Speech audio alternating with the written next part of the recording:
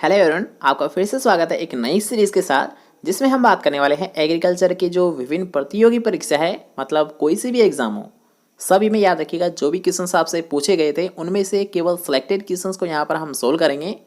इसलिए याद रखिए इस सीरीज़ के किसी भी पार्ट को आपको बिल्कुल भी मिस नहीं करना है। और वही बात मैं बोलूँगा, एक बार वीडियो को पूरा ज़रूर देख लेना है जिससे कि आपके सभी क्वेश्चन है वीडियो के साथ ही क्लियर हो जाएंगे। ओके, तो बिना कोई टाइम वेस्ट किए आज की क्लास को स्टार्ट करते हैं। इससे पहले अगर चैनल को अभी तक सब्सक्राइब नहीं किया है और ऐसे ही आप इंटरेस्टिंग वीडियोस एग्रीकल्चर की पाना चाहते हो तो जल्दी से जाइए यार, चैनल को सब्सक्राइब कीजिए और पास के बेल आइकन को ज़रूर दबा देना, जिससे जब भी हमारी कोई क्लास लगेगी तो उसका नोटिफिकेशन आपको साथ साथ मिलता रहेगा। ओके, चलिए आज की क्लास को स्टार्ट करते हैं। आज का नया सेक्शन, तो आज का हमारा फर्स्ट क्वेश्चन है जिसमें आपसे पूछा गया है कि एक गाय की सींग पर 5 छल्ले हैं, उसकी आयु क्या होगी। आपने बहुत सारे मेथड्स तो पढ़े ही होंगे आयु ज्ञात करने के पशुओं के, तो उनमें से आपको एक यहाँ पर यूज़ करना है। और वो कौन सा करना है, याद रखिएगा छल्लों की संख्या पर जो आयु ज्ञात की जाती है वो मेथड। ठीक है, तो अगर आपको ये आता है तो जल्दी से इसका राइट आंसर बताइए कि इसका राइट आंसर क्या होगा। कि अगर एक सींग पर 5 छल्ले हैं तो उसकी आयु क्या है, 5 साल, 7 साल, 8 साल या फिर 9 साल। आपको क्या लगता है, राइट आंसर जल्दी से कमेंट सेक्शन में बताइए। तो याद रखिएगा अगर आपसे पूछता है एक गाय की सींग पर अगर 5 छल्ले हैं, कितने छल्ले हैं, 5 छल्ले हैं, तो आपके क्या मानोगे। तो याद रखिएगा आप इसे कैसे सोल्व करोगे। तो जिसने भी कमेंट सेक्शन में बताया है बी, इसका राइट आंसर है 7 साल। अब वो कैसे, इसे हम सोल्व कर लेते हैं। तो याद रखिएगा जो फर्स्ट छल्ला आता है ये कितने साल में आता है, 3 साल में आता है। कितने साल में आता है, याद रखिएगा 3 साल में। उसके बाद में याद रखिएगा प्रति साल, मतलब याद रखिएगा 1 साल। आप इसे ऐसे मान लीजिए कि यहाँ पर आपको दिए गए हैं 5 छल्ले, तो सींग है इस पर 5 छल्ले हैं, 1 2 3 4 और 5। ठीक है, 5 छल्ले हैं। तो याद रखिएगा ये जो फर्स्ट छल्ला है ये कितने साल में आता है, 3 साल में आता है। इसके बाद में जो भी छल्ले आते हैं, जैसे कि मान लीजिए ये हुआ, ये हुआ, ये हुआ या फिर ये हुआ, तो ये सारे छल्ले कितने साल में आते हैं, याद रखिए प्रति साल, मतलब एक एक साल में आते हैं। तो अब आप आसानी से ज्ञात कर सकते हो कि इसकी कितनी साल हुई, मतलब 3 + 4, 3 साल, और 4 साल कितनी हुई, 7 साल। ठीक है, तो या फिर आप ऐसे लगा सकते हो कि मान लीजिए 2+ जितने भी जो छल्ले हैं, 2+ आप कर दीजिए, जितने भी छल्ले आपको दे रखे हैं उनमें बस आपको आयु पता चल जाएगी। मतलब 2 + 5 तो कितनी साल हुई, 7 साल। तो ऐसे आसानी से आप याद कर सकते हो, कोई दिक्कत नहीं है। ठीक है, राइट आंसर कौन सा है, बी ऑप्शन। ओके, तो नेक्स्ट क्वेश्चन में हम जान लेते हैं जिसमें आपसे पूछा गया है कि फफूंदी जनित रोग है। अब यहाँ पर आपको बहुत सारे ऑप्शंस दे रखे हैं कि जैसे कि दाद हुआ, सर्रा हुआ, थनैला रोग हुआ और मलेरिया रोग हुआ। तो यहाँ पर आपसे पूछा गया है कि जो फफूंदी मतलब जो फंजाई जनित जो रोग है उसे आपको यहाँ पर पहचाना है। तो इसका राइट आंसर क्या होगा, ए, बी, सी या फिर डी। तो अब यहाँ पर याद रखिएगा आपसे क्या पूछा गया है कि फंजाई जनित कौन सा रोग है।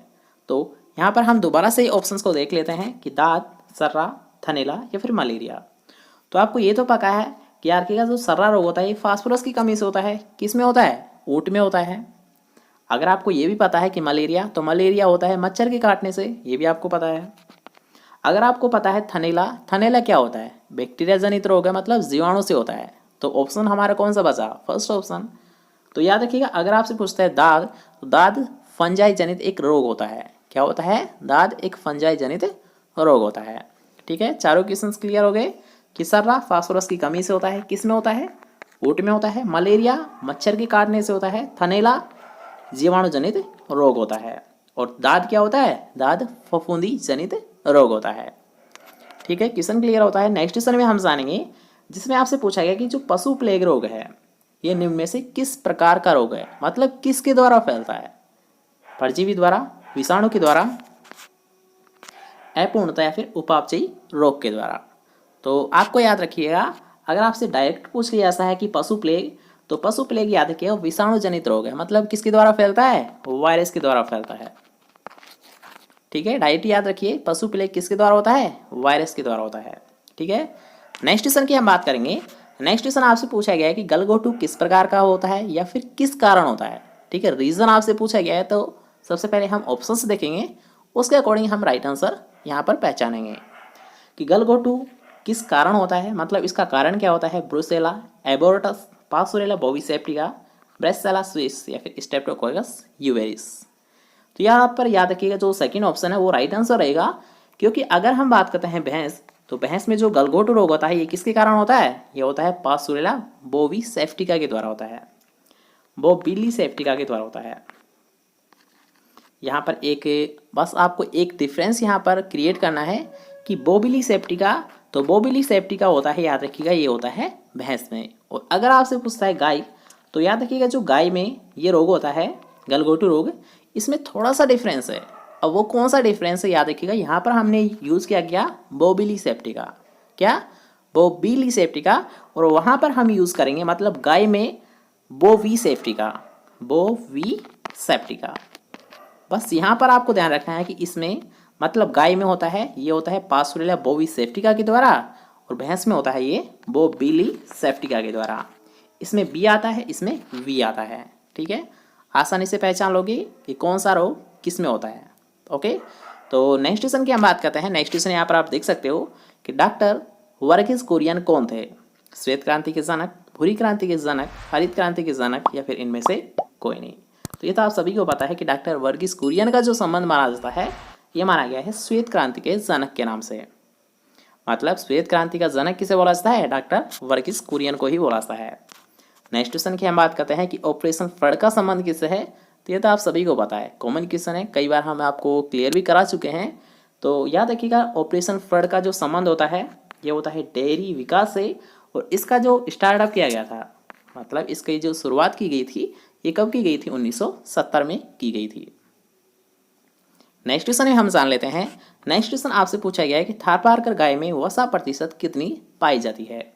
क्या पूछा गया है? वसा की प्रतिशत किसमें पूछा गया है? थारपारकर गाय में। तो सबसे पहले याद रखिएगा थारपारकर गाय क्या होती है? एक द्विप्रयोजनी नस्ल होती है। क्या होती है? द्विप्रयोजनीय नस्ल होती है। सेकंड क्वेश्चन आपको जानना है कि जो थारपारकर गाय होती है इसमें कितनी वसा पाई जाती है? तो याद रखिए इसमें कितनी वसा होती है?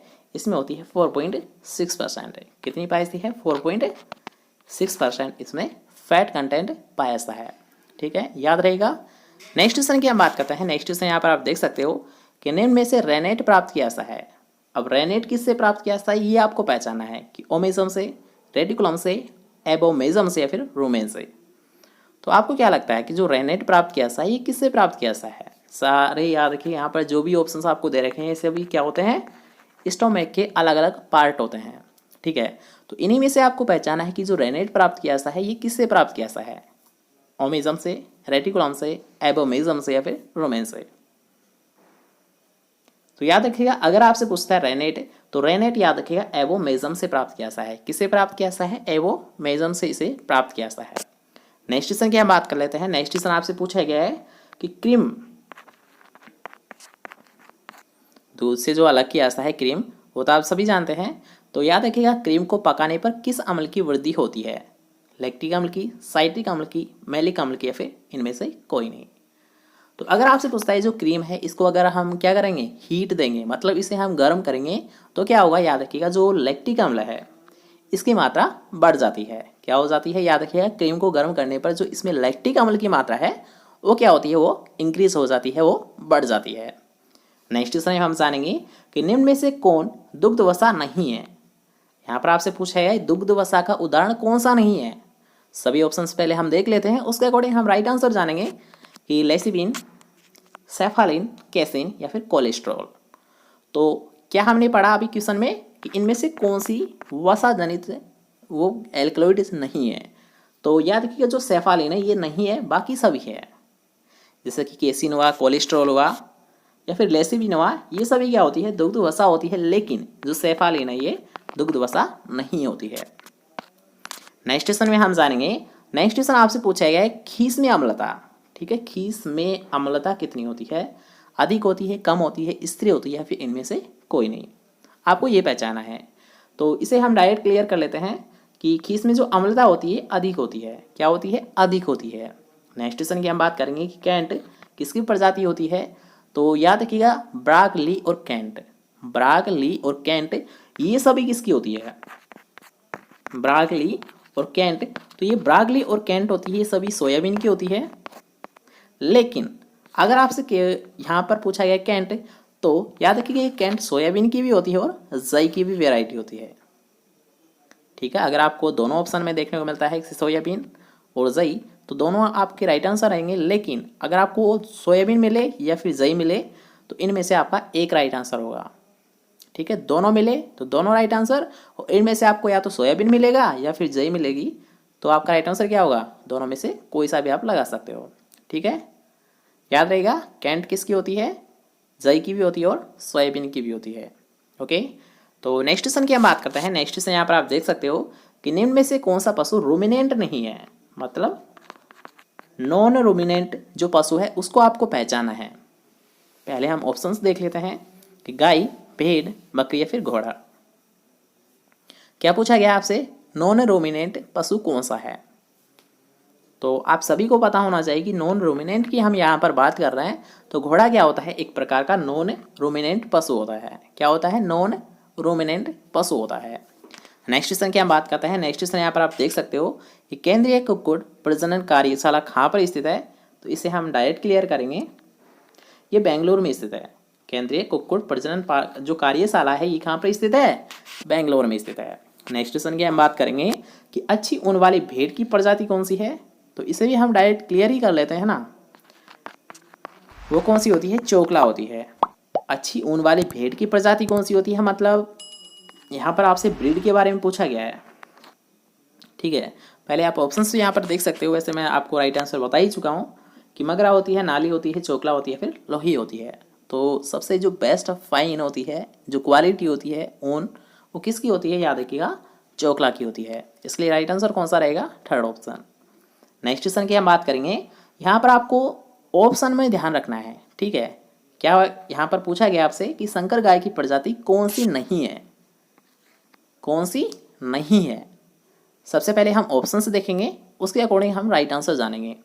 करण स्विस, आयर सायर, करण फ्रिस या फिर जरसिंद। तो दोबारा से देख लीजिए, आपको राइट आंसर पहचानना है कि इनमें से राइट आंसर कौन सा है।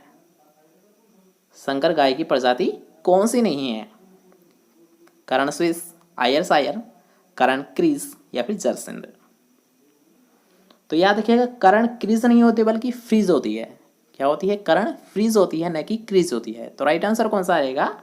Third option.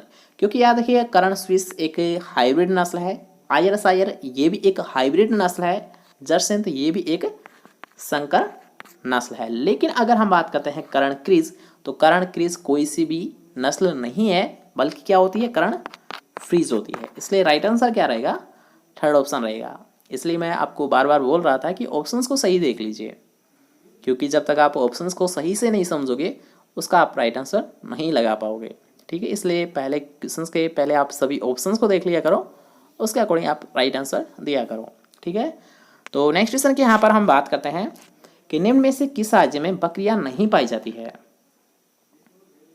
ऐसा कौन सा राज्य है जहाँ पर बकरियां बिल्कुल ही नहीं पाई जाती है, या फिर न के मात्र या फिर न के बराबर पाई जाती है? तो वो कौन सा राज्य है, ये आपको पहचाना है। तो याद रखिएगा, अगर हम बात करते हैं जो कर्नाटक होता है, यहाँ पर कोई सी भी बकरी नहीं पाई जाती है, या फिर आप ऐसे बोल सकते हो न के बराबर बकरियां पाई जाती है। नेक्स्ट क्वेश्चन में हम जानेंगे कि गाय की गिर नस्ल का ये कहाँ पर पाई जाती है, या फिर आप ऐसे मान सकते हो कि इसका जो ओरिजिन प्लेस होता है ये किसे माना गया है? काठियावाड़ भारत, सॉरी यहाँ पर काठियावाड़ गुजरात में स्थित है। काठियावाड़ गुजरात, सिंध पाकिस्तान, मोंटगोमरी पाकिस्तान या फिर भरतपुर भारत। आपको क्या लगता है कि जो गिर नस्ल है इसका ओरिजिन प्लेस किसे माना गया है? काठियावाड़ गुजरात, सिंध पाकिस्तान, मोंटगोमरी पाकिस्तान या फिर भरतपुर भारत। तो याद रखिएगा, अगर आपसे पूछता है गिर नस्ल का जो ओरिजिन प्लेस है ये किसे माना गया है, ये माना गया है, याद रखिएगा, काठियावाड़ गुजरात को माना गया है। नेक्स्ट क्वेश्चन हम जानेंगे जो कि एक जनरल नॉलेज के लिए आपको पता होना चाहिए कि सर्वाधिक गर्भावधि 730 दिन, कितना पूछा गया है? 730 दिन निम्न में से किस जानवर की होती है? जल्दी से बताएंगे, एक जीके का क्वेश्चन है और आपको पता भी होना चाहिए क्योंकि आप एग्रीकल्चर के स्टूडेंट हो, कि सर्वाधिक जो गर्भावधि होती है वो कितनी होती है? 730 दिन की। ये किसकी होती है? भैंस की होती है, घोड़ी की होती है, गधी की होती है, फिर हथीनी की होती है? हाथी होता है तो हाथी का जो फीमेल वर्जन है वो हथीनी होता है। ठीक है, कन्फ्यूज नहीं होना। हथिनी जैसे कि गधा हुआ तो गधी का या फिर गधा होता है, इसके फीमेल वर्जन गधी होता है। ठीक है, तो यहाँ पर आपको पहचानना है कि जो 730 दिन की जो गर्भावधि काल होता है ये किसका होता है, हथिनी का होता है, घोड़ी का होता है, भैंस का होता है, फिर गधी का होता है। तो याद रखिएगा अगर आपसे पूछता है 730 दिन तो ये होता है हथिनी का होता है। किसका होता है, हथिनी का होता है।